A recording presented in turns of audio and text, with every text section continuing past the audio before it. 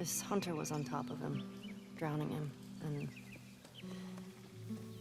Joel couldn't get to his gun. Jeez. Were you scared? Well, I didn't even think. I just ran in there, grabbed his gun, and shot the guy in the face. How old were you? 14.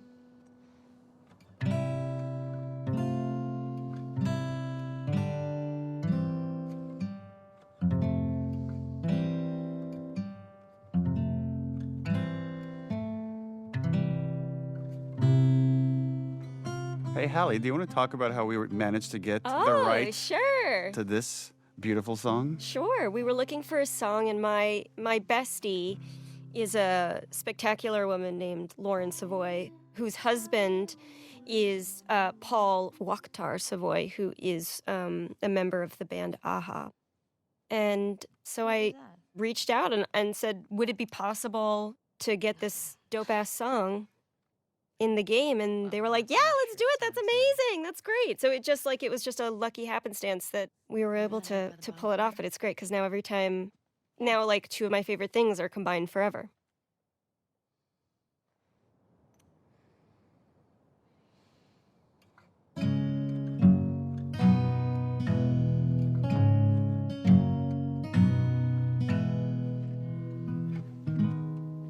It's also cool how these things are such collaborations where that's obviously Ashley singing, but that's Ashley's friend Chris playing guitar, and we mocapped his hands and then transposed that onto Ellie's body.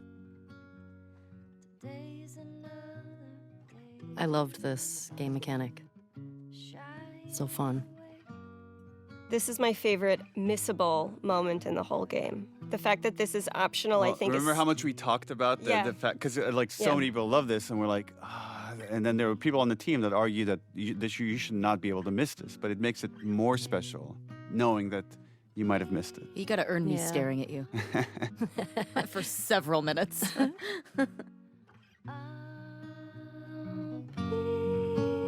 Such a good cover too.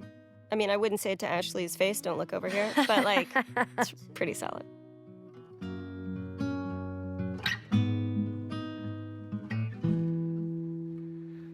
Needless to say, I'm odds and ends. When I see Dina's looks over here, my interpretation is that she's remember all the times that she was falling in love for Ellie in the past when she was with Jesse. Because right, they're talking about this has happened before, and she played this song. And the other character moment that's interesting here is like the song she originally play here when she picks up the guitar is Future Days, is what Joel teaches her. And as soon as Dina walks through the door, she stops playing that song because she doesn't want to talk about that. This is actually, I think, canonically the first time you will have seen Ellie successfully play guitar since the opening scene where Joel says he's going to teach her. Yeah. So this is the first moment that we realize like that he really did teach her. So it also represents not just like her relationship with Dina, but... Oh, you're right. It's every time she's picking up a guitar, there's a connection to Joel. Every single time. And we were like, when we were making this, we kept talking about what are different ways we could remind you of Joel, because he's not there. Make him a ghost. But he's present. There were versions where we talked about having like Ghost Joel like go talk to Ellie, and it just felt a little too campy for this story. I wanted to. Me too. All right. We should keep moving. Yeah.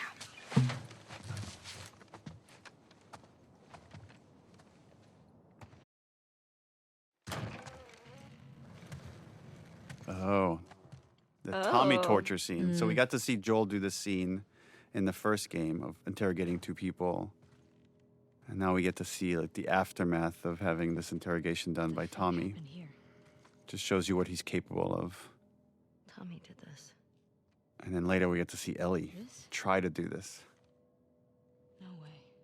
Right, and at this point for Dina, she doesn't really know about Tommy's past. She doesn't know that she doesn't have the privileged information that Tommy used to be as bad as Joel. And she's just really sort of seeing that for the first time. Because she knows, like, the reformed Tommy that lives in Right. Jackson, that helps everybody. Shit. Right. There's another one over here. Yeah, I remember we iterated a lot on the lighting of this room and trying to give it the right vibe, that it wasn't too bright or too dark. I don't recognize him. And that's really important. I don't recognize him. That shows Tommy killed someone that wasn't involved in Joel's death. That there's already starting to be this cost of whether this person is innocent or not. Is who knows. No, he wasn't. He has to say a question, but you don't make him say it. You make him write it down. And then you ask this guy. This is the worst board game ever. Telling the truth. One of the things that really like rocks me about some of these scenes is also just how comfortable they are around death all the time. Yeah. It implies her understanding this kind of anger and grief as well, that like Ellie really is not okay and she's losing because other people are going through this Right. all the time. And so like it's those little things like that that really like moved me when I was actually playing the game. I was like, God, this is fucked up. Like And right around this area is where we have Dina mention her sister and how she was never able to avenge whatever happened to her sister. So she has this unfulfilled thing, and she knows how traumatic that can be, and she doesn't want that for Ellie.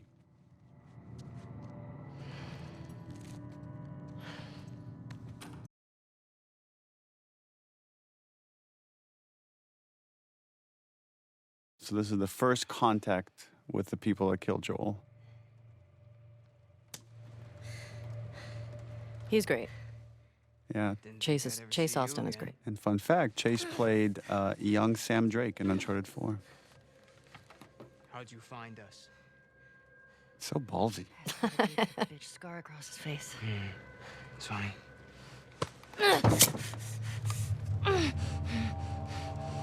How many came with you? Just you two? You think that's what Ellie really believes, that no matter what, they're gonna get what's due? Like there's like some cosmic karma thing going on? Supposed to be out looking for the other. I feel like she has to. Or she's just bullshitting him to make it believe that there's more people coming? Killed out in Jackson? Yeah. This girl was there. So that guy is being played by Ruben Langdon, who played James in part 1. His face, though, is the scan of Mike Hatfield, our lead foreground artist. Kill all trespassers. Hold up. That doesn't make any sense. Direct order, man. No, let's talk to her. Let's figure out what she knows. I don't give a fuck what she knows. You saw what she did to the others? You have no deep idea in the how many background, people Dina. could be with us. Might be an I don't ambush, care Mike. how many people she's with. We will find them. We will kill them. Can you just think for yourself for a quick Jordan, get second the right fuck now? out of Can my you- way.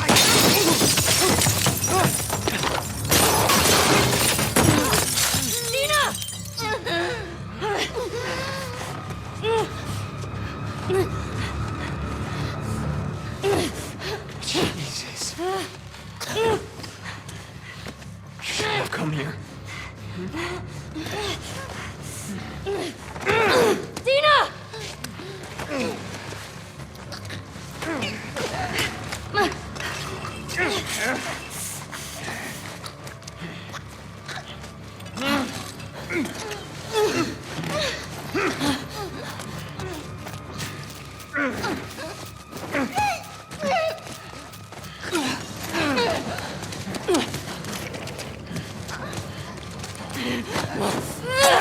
This is the first time Dina realizes that she's like really not okay.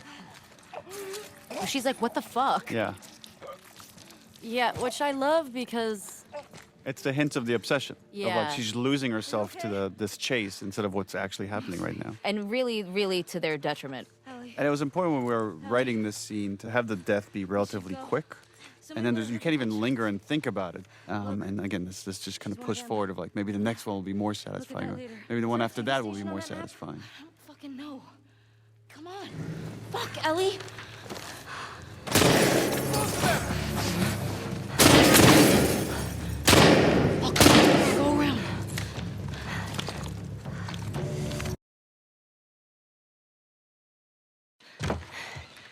The first kind of like draft we have of all Seattle is Sucker Punch Games made Coast looks clear. Infamous Second Yes. Son, which takes place in Seattle. So they gave us a 3D model of all of Seattle as a Wow. starting point. And then we just spend a lot of time just like mapping out the entire story and where like Ellie and Abby go.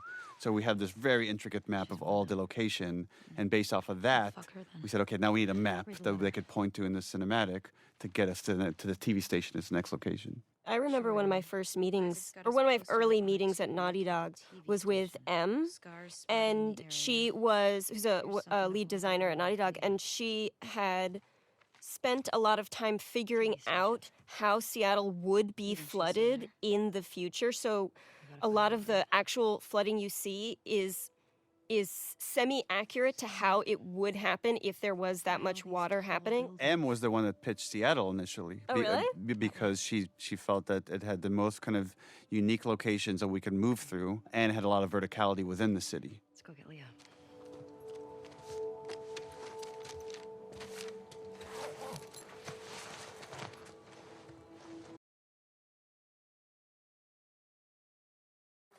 Hey, look. This is the Tummies. foreshadowing I'm pregnant scene. This is my least favorite part of my performance. I'm not kidding. Nauseous performance. It really, every time I see it, I'm just like, it's not good. Is that your Achilles heel? Oh, there's a lot. Hiding behind walls and, yeah, no. You can hear No. the puke splashing on the I ground. did hear that. They helped me there. And that, again, it's another one of those things where, like, the audio department, let me listen to, like, several versions of puke hitting the ground and picking one. Ew. I always feel like whenever I have to act like I'm throwing up, I always start dry heaving. Because once you get that, then you're like, Like a cat with a fur ball. yeah.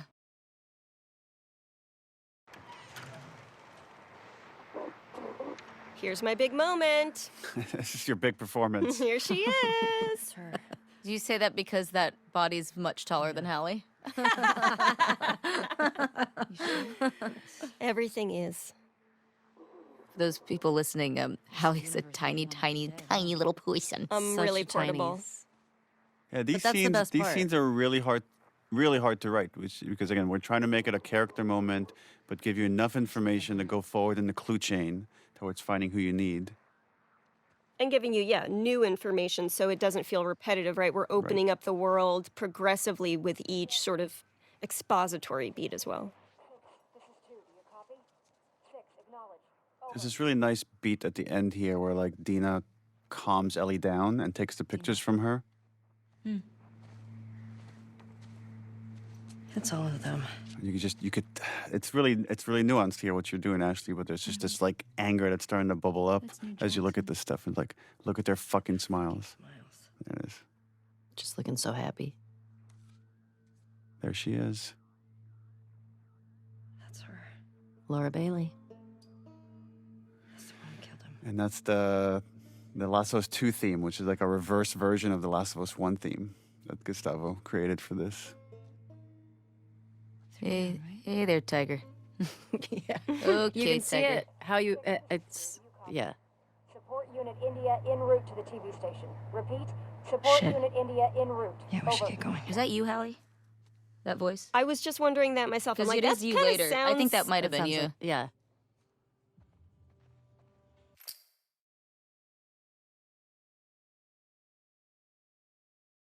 Oh, Here. this is Yeah, this the is the mask scene. break. I remember just fighting. I was like, I just have to make sure her hands never touch the mask. I remember talking to you about this, Neil. Like you were like, it's like she's committing suicide in front of you. Is like what it is. Oh like, yeah. 'Cause you as know. far as you know, she is. Yeah, and so that's where that reaction came from. Was he was like, she's killing herself in front of you. Is what it looks like to you.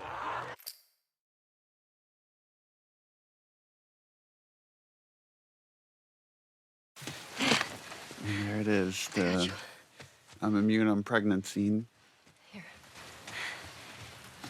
Got it.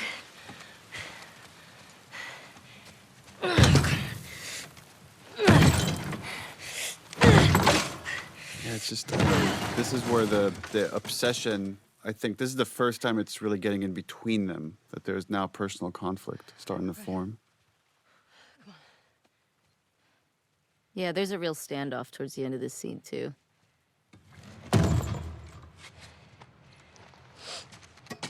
Halley, do you remember this was your first week at Naughty Dog, and we had an outline. Some of the major beats were there, and you had the idea of like, what if we made Dina pregnant?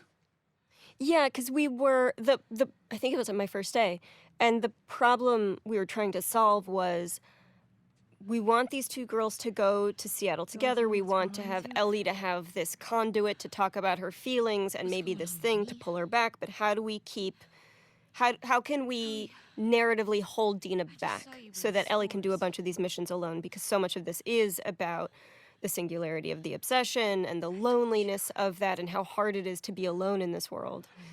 And I just threw it out there.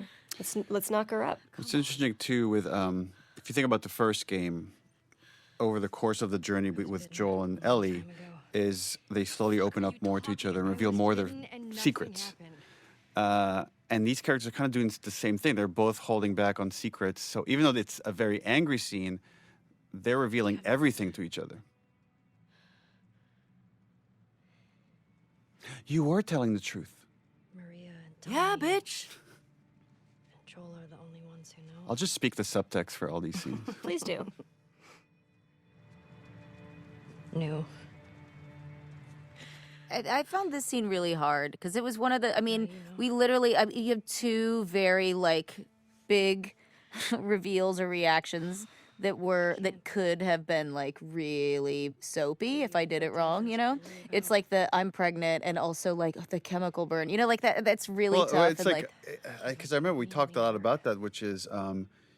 You just thought your friend was going to die in front of you. You thought you might have to shoot them in front of you. Yeah, it really opens with so her you being have this like, I'm gonna be moment of alone, like sadness, relief, and also, by the way, I'm pregnant. A lot of the times when Ellie's in severe conflict, she like one of the things that I find very relatable is like suddenly she loses eye contact. Like it just goes inward. Everything just goes into this inward rage that is so nuanced, and I don't know how you could really pull this off in a game a decade ago maybe, because there's so much beautiful facial that you do that they're able to capture.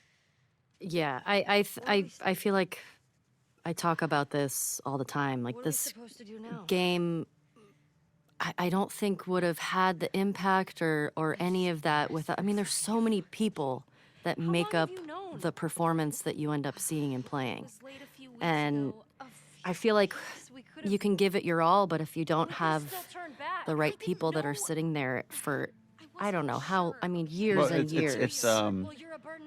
It's sculptors. Yeah. It's animators. It's lighting artists. Even if you don't get the right lighting, the performance doesn't come through. Right. And all that stuff just takes a lot of effort and iteration, like so much iteration to get it right, and to just to try to, that moment we felt on the stage, to draw it out in a CG character is a lot of work.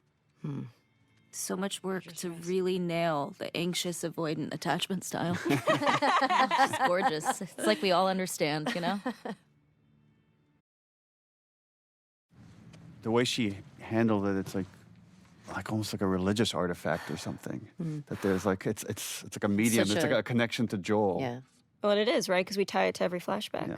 Yeah, I love that the attachment to Joel is through music.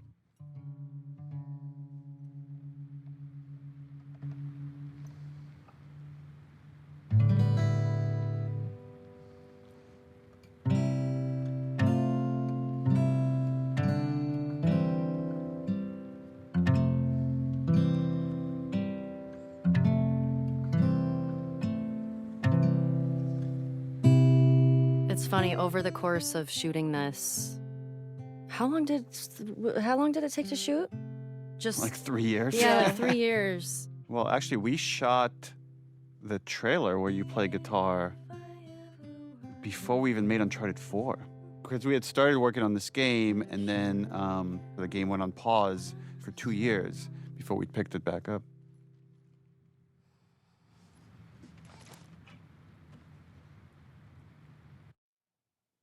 Hey, look, Ellie's learning. Hey. One of the things I really appreciate about your performance, Ashley, is how you're able to so seamlessly jump between these different ages and different levels of innocence that this character has. Thanks. Just need to build up your calluses. I also now watch this. I'm like, that guitar is so expensive. Why are you just leaving it right there? Leaving it out there? Yeah. Oh, shit. I wanted to show how, like, how did Ellie learn how to swim? Because that was such a big plot point in the first game. You should see Yep. your face right now. It's just nice to see things were okay for a while between these two. I remember feeling, this is a good thing to be back into. Like we're jumping into summer. We're jumping into, like you said, when things were good.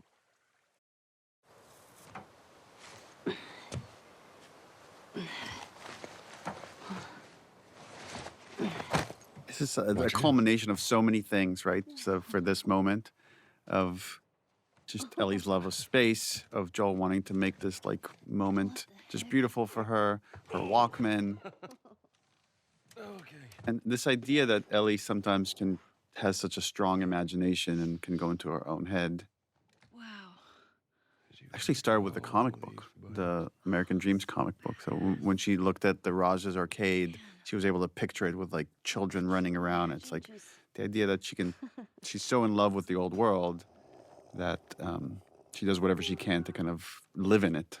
Happy birthday, kiddo. And that's we got the idea to really go in her head and make you feel as if she's traveling to space.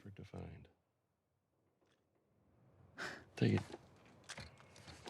There is such a unique nervousness, anticipation, and joy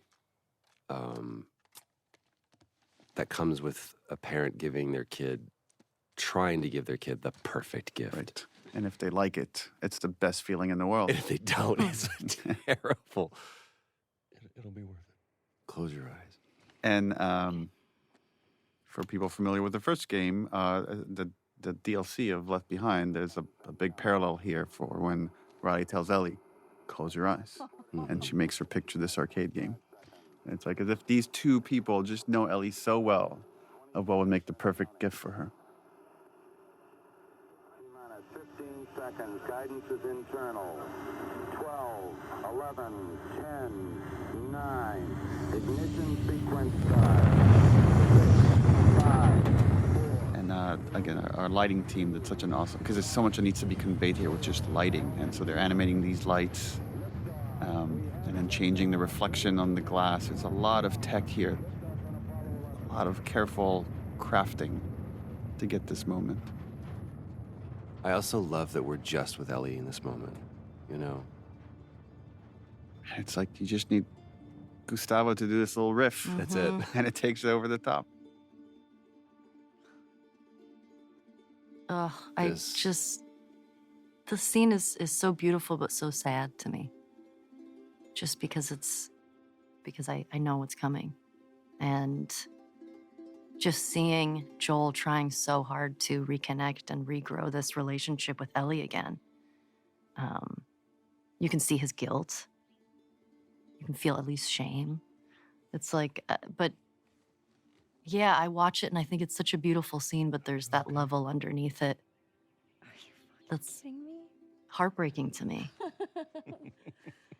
It was really important for us to have these happy memories that are obviously mixed with like some negative feelings she has about Joel and the choices that he's made. But ultimately, I believe the positive, the happy memories overwhelm the negative. Yeah, I guess. Well, I think Ellie is so driven by her own shame and guilt, and you need to know why. And it's because there was something worth saving. There was a true loss here. And part of that is her own decision to emotionally protect herself by distancing herself from Joel. But it had a cost.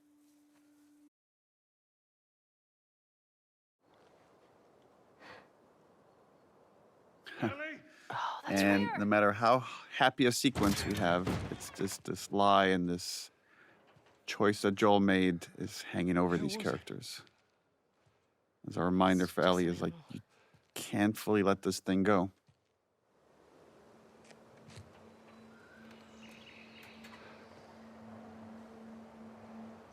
Awkward. Well, let's get a move on. I really don't want to talk about this right now. It's always so exciting to see, because obviously when we're shooting this, we're on a soundstage, and I picture us being there, but it's always so much better when I finally see it in the game. It's always such a better version of it than I had in my mind.